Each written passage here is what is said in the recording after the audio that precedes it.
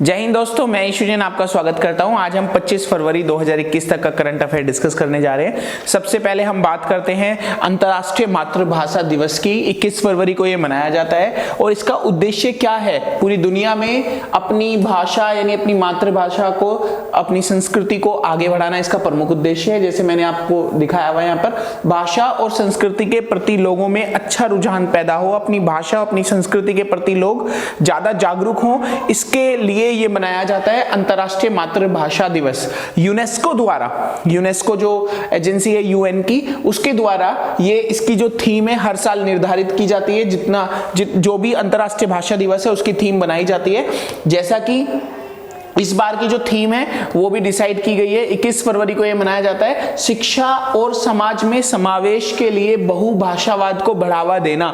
इस बार की इसकी थीम है। क्वेश्चन यहीं से आ सकता है दोस्तों, 2021 में जो यूनेस्को द्वारा अंतर्राष्ट्रीय भाषा दिवस की जो थीम बनाई गई है वो है शिक्षा और समाज में समावेश के लिए बहुभाषावाद को बढ़ावा देना, इसकी थीम है। ध्यान रहे आपको, यही आपने नोट करना है, यही पूछा जा सकता है। एक क्वेश्चन यहां से आ सकता है। दूसरी बात, 21 फरवरी को यह मनाया जाता है। दूसरा क्वेश्चन ये क्लियर है, यूनेस्को ने 7,000 से अधिक भाषाओं की पहचान पूरी दुनिया से की है जो पढ़ी लिखी और बोली जा सकती हैं। सबसे पहली बात कि ये जो 7,000 भाषाएं हैं ये पूरी दुनिया से हैं, पूरी दुनिया में ये पॉइंट आउट की गई हैं। 1952 में ढाका यूनिवर्सिटी के विद्यार्थियों और सामाजिक कार्यकर्ताओं ने अपनी मातृभाषा के लिए 21 फरवरी को ही आंदोलन किया था, जिसके उपलक्ष्य में या जिसको मद्देनजर रखते हुए 21 फरवरी को मातृभाषा दिवस के रूप में मनाया जाने लगा। और इसको जो मनाया गया वो 1999 में मनाया गया। सबसे पहली बार 1999 में, 1999 में। तो 1999 में मातृभाषा दिवस की शुरुआत हुई। पहली बात तो ये यहां पर क्लियर हो जाती है। दूसरी बात, सन 2000 में, वर्ष 2000 में अंतर्राष्ट्रीय मातृभाषा दिवस इसका नया नाम हो गया। तो यहां से आपके 3-4 क्वेश्चन कवर हो गए हैं। पहला क्वेश्चन तो मैंने आपको बताया अंतर्राष्ट्रीय भाषा दिवस 21 फरवरी। दूसरा फिर मैंने आपको बताया कि ये 1999 में 21 फरवरी को मातृभाषा दिवस के रूप में आया, 1999 में। तीसरी बात है, वर्ष 2000 में इसको इस नाम से, मातृभाषा दिवस के बाद अंतर्राष्ट्रीय मातृभाषा दिवस के रूप में जाना जाने लगा। भारत की मैं बात करूं, अगर इंडिया के कॉन्टेक्स्ट में देखूं तो इंडिया में वर्ष 2001 की जनगणना के अनुसार आधिकारिक तौर पर 22 भाषाएं, 1635 तर्क संगत मातृभाषाएं, 234 पहचान योग्य मातृभाषाएं मौजूद हैं। यानी इंडिया की ये सिचुएशन है। तो भारत के बारे में भी कोई क्वेश्चन अगर मातृभाषा से रिलेटेड पूछा जाए तो आप उस बात को इसके आधार पर लिखेंगे। जनगणना के आंकड़ों के मुताबिक 43 करोड़ हिंदी भाषी लोगों में से 12% लोग ऐसे हैं, 12%, मैं आपको यहां पर आंकड़े लिखे हुए भी मैं आपको दिखा सकता हूं, 12% लोग ऐसे हैं जो द्विभाषी, और बांग्ला भाषा के 9.7 करोड़ लोग ऐसे हैं जो 18% दो भाषाएं बोल सकते हैं। द्विभाषी का मतलब है दो भाषा बोलने वाले। तो हमारे 43 करोड़ हिंदी भाषी बोलने वाले लोगों में से 12% लोग ऐसे हैं जो दो भाषा बोल सकते हैं, हिंदी भी बोल सकते हैं और दूसरी भाषा भी बोल सकते हैं। आज के समय में दो भाषा बोलना बहुत ज्यादा जरूरी हो गया है, क्योंकि अंग्रेजी भाषा ने अपना स्थान समाज में बहुत महत्वपूर्ण बना लिया है। उसके लिहाज से ये बात महत्वपूर्ण भी है। तो एक बात तो यहां पर क्लियर हो गई। इस टॉपिक को एक बार दोबारा से रिवाइज कर लेते हैं, थोड़ा इंपॉर्टेंट है और कंफ्यूजन ना हो इसके लिए मैं आपको बता रहा हूं। यूनेस्को द्वारा ये जो अंतर्राष्ट्रीय मातृभाषा दिवस मनाया जाता है, अंतर्राष्ट्रीय मातृभाषा दिवस 21 फरवरी को मनाया जाता है और यूनेस्को हर साल इसकी एक थीम ऑर्गेनाइज करता है। और ये मातृभाषा दिवस की जो थीम है इस बार 2021 में जो रखी गई है वो शिक्षा और समाज में समावेश के लिए बहुभाषावाद को बढ़ावा देना, इसकी थीम रखी गई है। और यहाँ पर यह कहा गया कि 1952 में सबसे पहले बांग्लादेश में, यानी ढाका में, बांग्लादेश की राजधानी है ढाका, वहां की यूनिवर्सिटी के विद्यार्थियों ने अपनी मातृभाषा को अस्तित्व को बनाए रखने के लिए, अपनी मातृभाषा के लिए ये व्यवस्था की, ये आंदोलन किया 1952 में इसी दिन, यानी 21 फरवरी को। और फिर उसके बाद 1999 से 21 फरवरी को मातृभाषा दिवस के रूप में मनाया जाने लगा। और सन 2000 में पहली बार इसको अंतर्राष्ट्रीय मातृभाषा दिवस के रूप में का नाम दिया गया और उसी रूप में मनाया गया। और उसके अलावा यूनेस्को ने एक बात और इंपॉर्टेंट यहाँ पर बताई है कि 7000 से अधिक भाषाएं हैं जो पूरी दुनिया में बोली पढ़ी लिखी जा सकती हैं, और भारत की अगर स्थिति करें तो भारत में 22 भाषाएं ऐसी हैं जो हमारी मतलब आधिकारिक तौर पर मान्य हैं। 1635 तर्क संगत मातृभाषाएं हैं, 234 पहचान योग्य मातृभाषाएं हमारे भारत में मौजूद हैं। जनगणना के आंकड़ों के मुताबिक ये बात सामने आई है कि जो 43 करोड़ हिंदी भाषी लोग हैं, हिंदी भाषा बोलने वाले जो 43 करोड़ लोग हैं, उसके 12% लोग ऐसे हैं जो द्विभाषीय यानी दो भाषाएं बोल सकते हैं। इसके बाद मैं बात करता हूं डीआरडीओ से, रक्षा अनुसंधान एवं विकास संगठन। यहां से बहुत इंपॉर्टेंट साइंस और रिसर्च से बहुत बड़ा क्वेश्चन है ये। 22 फरवरी 2021 को स्वदेशी तकनीक से निर्मित एवं डिजाइन एक मिसाइल, एक बड़ा परीक्षण हमारे यहां पर हमारे देश में हुआ है मिसाइल का, और स्वदेशी तकनीकों से निर्मित है, और ये डिजाइन भी हमारा स्वदेशी तकनीक से निर्मित है, और इसका नाम है vertical launch short range surface to air missile, VLSRSAM, यानी कि इसका नाम है vertical launch short range surface to air missile. तो ये जो मिसाइल है इसका सफल 2 परीक्षण हुए हैं, इसके दोनों परीक्षण बड़े सफल हुए हैं, और दुश्मन के हथियारों को करीब आने पर ये निष्क्रिय कर देती है। ये मिसाइल जब दुश्मन का कोई हथियार इसके नजदीक आएगा ये उसको खत्म कर सकती है। तो एक बहुत बड़ी बात है, 22 फरवरी 2021 में एक बहुत बड़ा परीक्षण हमारे देश में सफल हुआ जिसका नाम है VLSRSAM मिसाइल इसको बोला जाता है, और डीआरडीओ के मद्देनजर भारत से ये बात बहुत ही महत्वपूर्ण मानी जा सकती है। इसके बाद मैं बात करता हूं ब्रिक्स देशों की। ब्रिक्स में 5 देश हैं, यहां पर देख सकते हो आप। ब्रिक्स में जो 5 देश हैं, रूस, ब्राजील, भारत, चीन, दक्षिण अफ्रीका। B से ब्राजील, R से रशिया, I से इंडिया, C से चाइना एंड S से साउथ अफ्रीका। भारत वर्ष 2021 में इस ब्रिक्स की अध्यक्षता करेगा, और ब्रिक्स की अध्यक्षता के उपलक्ष्य में विदेश मंत्री S जयशंकर ने 19 फरवरी को न्यू दिल्ली में सुषमा स्वराज भवन जो स्थित है, न्यू दिल्ली में ये भवन है, इसमें ब्रिक्स सचिवालय का जो है, ब्रिक्स सचिवालय में एक उद्घाटन किया, और उस उद्घाटन में भारत का ब्रिक्स 2021 वेबसाइट का उद्घाटन किया गया। तो इस भारत का ब्रिक्स 2021 जो वेबसाइट है इसका उद्घाटन हुआ है, 19 फरवरी को ये उद्घाटन हुआ है। 2021 में ब्रिक्स का भारत अध्यक्ष है। ब्रिक्स 5 देशों का संगठन है, जो ये 5 देश हैं ये मिलकर आर्थिक, सामाजिक, राजनीतिक सारे मुद्दों पर चर्चा करते हैं, और ये एक तरह से पूरे विश्व में रचनात्मक ताकत के रूप में कार्य करता है। अंतरराष्ट्रीय स्तर पर ये रचनात्मक ताकत के रूप में काम करता है, और चीन ब्रिक्स को काफी ज्यादा अहमियत भी देता है, और इस बार चीन ने भारत के साथ मिलकर काम करने की बात कही है कि भारत के साथ वो मिलकर काम करेगा। तो ब्रिक्स अपने आप में बहुत ही महत्वपूर्ण एक ऑर्गेनाइजेशन है, एक संगठन है जो अंतरराष्ट्रीय स्तर पर भी काम करता है और बहुत ही ज्यादा वैल्यू रखता है इंडिया के लिए। फिर उसके बाद सऊदी अरब ने हाल ही में महिलाओं के लिए सशस्त्र बल में प्रवेश करने की अनुमति दी है।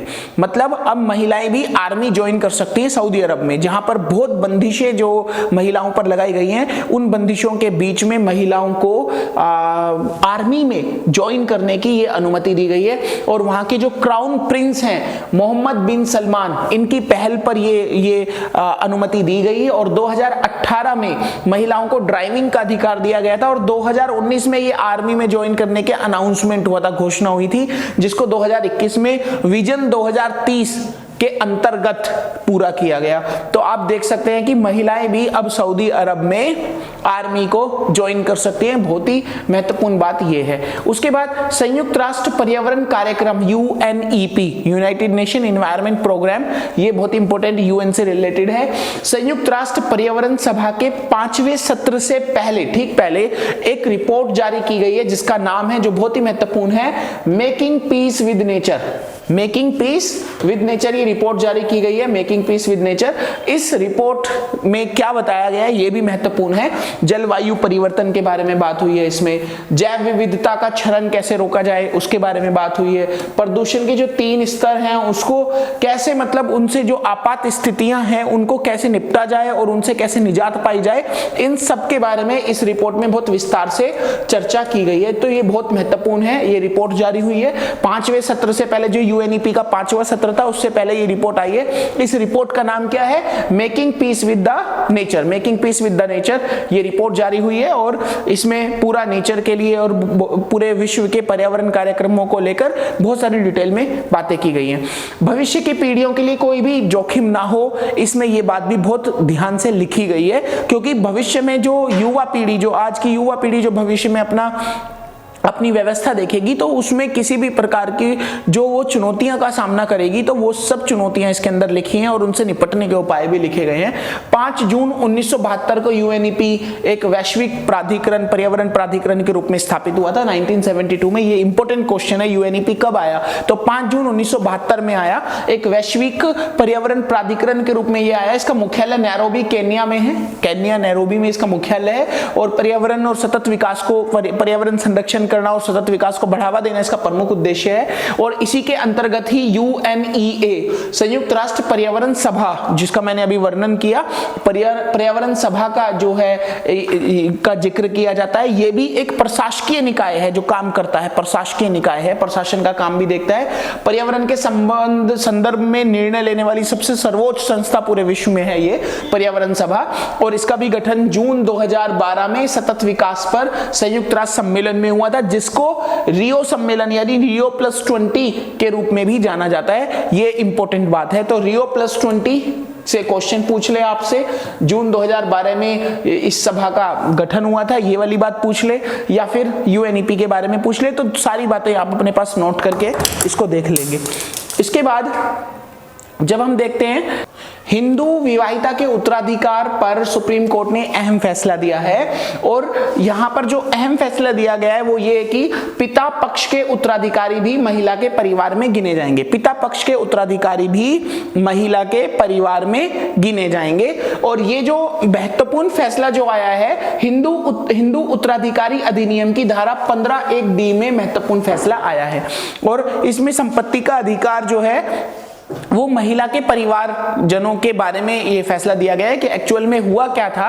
अभी सुप्रीम कोर्ट में एक केस चल रहा था और उस केस में जो विधवा महिला है, उसने जो जमीन उसके पति के मरने के बाद जो जमीन का हिस्सा उसको मिला और आधा हिस्सा उसको मिला, आधा हिस्सा उसके जो पति थे उसके भाई को मिला, यानी उसके देवर को मिला। तो जो आधा हिस्सा उस महिला को मिला था, उसने उस आधे हिस्से को, जमीन के आधे हिस्से को अपने भाई के बच्चों को दे दिया। तो महिला, जो विधवा महिला थी, उसने जो अपने भाई के बच्चों को ये हिस्सा दिया, तो इस पर देवर के बच्चों ने ऐतराज जताया। तो इस वजह से सुप्रीम कोर्ट में ये केस चल रहा था, ये सुनवाई हो रही थी। तो सुप्रीम कोर्ट का ये कहना है कि जो महिला का जो परिवार है, जो उसके भाई के जो बच्चे हैं, वो भी उसका परिवार माने जाएंगे। तो इसलिए वो जो दिया गया है वो गलत नहीं दिया गया, तो उसके महिला के पक्ष में ये फैसला आया है। तो ये एक बहुत बड़ा अधिनियम है जो पूछा जा सकता है आपसे। तो इसमें जो इंपॉर्टेंट बात है वो ये कि हिंदू उत्तराधिकारी अधिनियम की धारा 15(1)(d) में संपत्ति के हकदार की बात हुई है, जिसमें पिता पक्ष के उत्तराधिकारी भी महिला के परिवार में गिने जाएंगे। इंपॉर्टेंट बात है, ये आपको अपने पास नोट करनी है। जो ये केस चल रहा था, उस केस के बारे में मैंने 2 लाइन जो आपको कहानी बताई उसके बारे में शॉर्ट में लिखी है। कोर्ट ने महिला के भाई के बच्चों को कृषि भूमि देने का निर्णय सही ठहराया और कोर्ट पहुंचे विधवा के देवर के बच्चों की याचिका खारिज हुई। ये 2 महत्वपूर्ण बातें उस केस से रिलेटेड हैं, वो दोनों बातें भी आप अपने पास नोट कर लेंगे। कई बार एक्सप्लेनेशन पूछी जा सकती है और आपको जरूरत पड़ सकती है सुप्रीम कोर्ट के फैसले की। इसके अलावा दुनिया का सबसे बड़ा स्टेडियम स्पोर्ट्स के मामले में हमारे देश में यानी भारत में खोला गया, मतलब उसका उद्घाटन हुआ 22-23 फरवरी को। ये बहुत बड़ा जो मंजर था वो देखने को मिला और खासकर ये बात 24 फरवरी को उद्घाटन के रूप में हमारे सामने आई। हमारे राष्ट्रपति श्री रामनाथ कोविंद जी ने 24 फरवरी 2021 को इसका उद्घाटन किया। इस पूरे स्टेडियम को अगर आप देखोगे तो यहाँ पर लाखों की संख्या में लोग बैठ सकते हैं, दर्शक दर्शक बैठ सकते हैं। इससे पहले जो मेलबर्न का स्टेडियम था वही दुनिया का सबसे बड़ा स्टेडियम था, लेकिन यहां पर भारत में आज गुजरात के अहमदाबाद के मोटेरा नामक स्थान पर साबरमती नदी के किनारे मेलबर्न क्रिकेट ग्राउंड की तर्ज पर ये एक बड़ा स्टेडियम, हमारा जो सरदार पटेल स्टेडियम के नाम से जाना जाएगा, उसका उद्घाटन हो चुका है। क्योंकि मेलबर्न में सिर्फ 90,000 लोगों की क्षमता है, जबकि जब सरदार स्टेडियम की हम बात करते हैं तो इसमें लाखों की संख्या में लोग बैठ सकते हैं। और इसका जो साइज है ओलंपिक साइज के 32 फुटबॉल ग्राउंड के बराबर है। जैसे ओलंपिक साइज के हिसाब से अगर हम देखें तो 32 फुटबॉल ग्राउंड इसमें समा सकते हैं, इतना बड़ा ये हमारा सरदार पटेल स्टेडियम है। 63 एकड़ की जमीन पर इसको बनाया गया है। पहली बार 1983 में ये बनाया गया था और 2006 में इसको रेनोवेट किया गया, कुछ इस तरह देखने में दिखता है ये। और उसके साथ ही 2015 में तोड़कर इसको फिर से तैयार किया गया। 2020 में ये पूरा तैयार हुआ और 2021 में आज यानी 24 फरवरी को आप देख सकते हैं भारत और इंग्लैंड का टेस्ट मैच भी है, यानी इसका उद्घाटन भी हो चुका है और टेस्ट मैच की शुरुआत भी हो चुकी है। लेकिन ये जो टेस्ट मैच है ये गुलाबी गेंद से खेला जाएगा। ये जो टेस्ट मैच है ये गुलाबी गेंद से खेला जाएगा। और खास बात इसमें क्या है कि 22 नवंबर 2019 को भारत ने पहली बार गुलाबी गेंद से कोलकाता में मैच खेला था, ईडन गार्डन में, और उसी की शुरुआत तभी से हुई थी 2019 से। और लगभग 1 साल 3 महीने बाद टीम इंडिया अहमदाबाद के इस नए सरदार पटेल स्टेडियम में मैच फिर से खेलने जा रही है। तो इसलिए ये महत्वपूर्ण है। दुनिया का सबसे बड़ा स्टेडियम जो सरदार पटेल स्टेडियम है, ये आप अपने पास नोट कर लेंगे। 24 फरवरी को इसका उद्घाटन हुआ है और यहाँ पर पहला टेस्ट मैच भी खेला जा रहा है 24 फरवरी से ही। तो इसी के साथ दोस्तों हम अलविदा कहते हैं और फिर मिलते हैं नई वीडियो के साथ, नई चीजों के साथ, नए करंट अफेयर्स के साथ। जब तक के लिए जय हिंद, जय भारत।